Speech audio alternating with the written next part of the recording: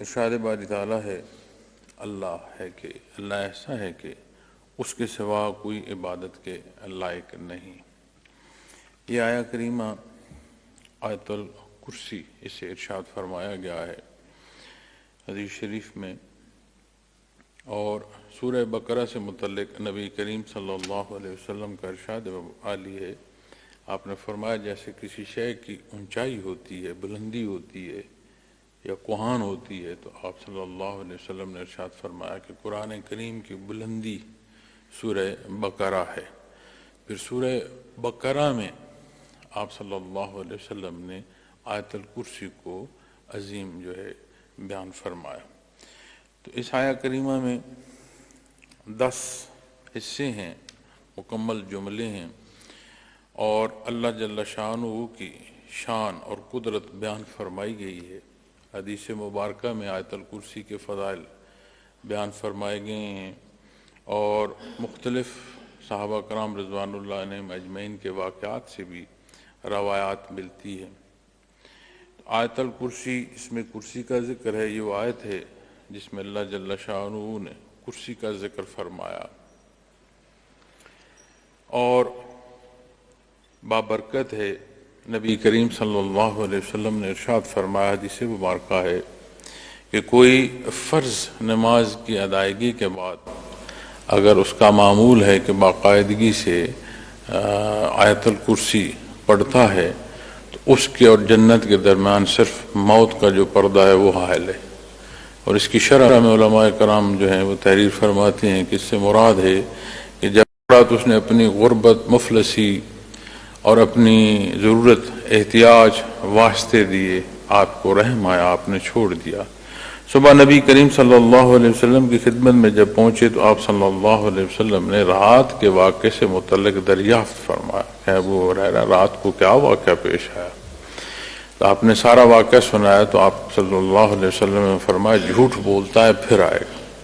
اسی طرح دوسری رات کو بھی ہوا اور آپ رضی اللہ تعالیٰ عنہ نے چھوڑ دیا۔ پھر صبح آپ صلی اللہ علیہ وسلم نے دریافت فرمایا، پھر تیسری رات کو بھی، چونکہ دوسرے دن بھی آپ صلی اللہ علیہ وسلم نے فرمایا کہ جھوٹ بولتا ہے پھر آئے گا۔ جب تیسری دفعہ آیا تو آپ رضی اللہ تعالیٰ عنہ نے کہا کہ آج نہیں چھوڑوں گا، آج تو تمہیں پکڑوں گا اور صبح آپ صلی اللہ علیہ وسلم کے حضور پیش کروں گا، تمہارے متعلق فیصلہ نبی کریم صلی اللہ علیہ وسلم ہی فرمائے۔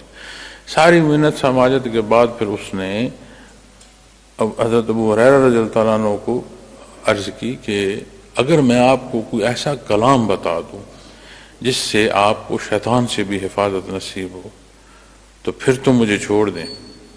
تو آپ رضی اللہ تعالیٰ عنہ نے فرمایا کہ ہاں بتاؤ۔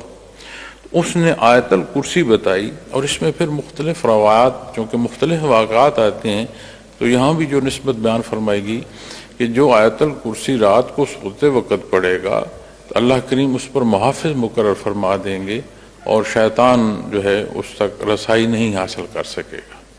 اس میں ایک روایت میں یہ بھی ہے کہ جو آیت الکرسی پڑھتا ہوا سوئے گا، نہ صرف اسے حفاظت الہیہ نصیب ہوگی بلکہ اس کی ہمسائیگی تک بھی یہ حفاظت کا اثر جائے گا۔ تو آپ صلی اللہ علیہ وسلم کے حضور جب یہ رات کا تیسرا حصہ پیش کیا گیا تو آپ نے پہلے دریافت فرمایا کہ آج پھر کیا بنا؟ تو آپ رضی اللہ تعالیٰ نے سارا واقعہ عرض کیا۔ آپ صلی اللہ علیہ وسلم نے فرمایا ہے تو جھوٹا لیکن بات سچی کر گیا ہے۔ اور پھر آپ صلی اللہ علیہ وسلم نے فرمایا کہ ابو ہریرہ وہ شیطان تھا، تو وہ مجسم ہو کر اپنے تئیں اس کی کوئی کوشش تھی۔ اسی طرح ایک واقعہ اس نسبت سے بھی روایات میں ملتا ہے کہ ایک جن نے حضرت عمر فاروق رضی اللہ تعالیٰ عنہ سے کشتی کرنے کی وہ بات کی۔ اس نسبت سے بھی یہ بات ملتی ہے مختلف روایات سے، اور حضرت عمر فاروق رضی اللہ تعالیٰ عنہ نے اسے پچھاڑ دیا، 3 دفعہ پچھاڑا۔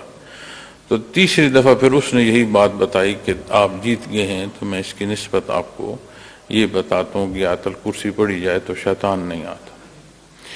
اور ویسے کیسے برگزیدہ ہستیاں تھیں کہ نبی کریم صلی اللہ علیہ وسلم نے ارشاد فرمایا کہ جس گلی سے حضرت عمر فاروق گزر رہے ہوں اس راستے کو بھی شیطان چھوڑ دیتا ہے۔ تو یہ عظمت ہے ایمان سے، یہ عظمت ہے کہ ایمان آپ صلی اللہ علیہ وسلم سے نسبت سے نصیب ہوتا ہے، یہ عظمت ہے کہ آپ صلی اللہ علیہ وسلم کی نسبت اس مشت غبار کو بندگی سے نہ صرف آشنا کرتی ہے، بندگی کے مقام تک فائز کرتی ہے۔ تو جب ہم اپنی کمزوریوں کو دیکھتے ہیں تو ہر شے بڑی لگتی ہے۔ آپ غور کیجئے گا کہ کوئی بیمار ہو، بیماری نے اسے نقاہ دے دی ہو، کمزوری دے دی ہو، تو وہ اٹھ کر اپنے قدموں پر نہیں چل سکتا، ڈگمگا رہا ہوتا ہے، سہارے لے رہا ہوتا ہے، چاہے جائے کہ یہ دیکھا جائے کہ اس کو اور مزید کوئی خطرات لاحق۔ یہی صورت جب ہم اپنی بے عملی کی نسبت اپنے ایمان میں کمزوری پیدا کرتے ہیں تو پھر یہ سارے جو اندھیرے ہیں ان کی حیثیت بڑھنا شروع ہو جاتی ہے۔ اس لیے کہ ہم نور میں کمی کر رہے ہیں، ہمارے اعمال ایسے ہیں جو ایمان کو کمزور کر رہے ہیں۔ تو جب روشنی نہیں ہوگی تو یقینی بات ہے پھر اندھیرا ہوگا، تو پھر لوگ ڈگمگاتے ہیں۔ آئے روز یہ بات آتی ہے کہ جی ڈر گئے ہیں، ڈر لگتا ہے، فلاں مسائل ہیں، ایسی ایسی شکلیں نظر آتی ہیں، ایسے ایسے جانور نظر آتے ہیں۔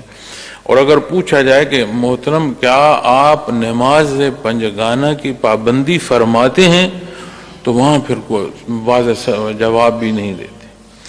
تو اللہ جل شانہ کی شان ہے کہ یہ جو بندگی کی نسبت ہے ان تمام چیزوں سے بندے کو حفاظت کا سبب بنتا ہے کہ جو خطرات لاحق ہیں زندگی میں اس سے حفاظت الہیہ نصیب۔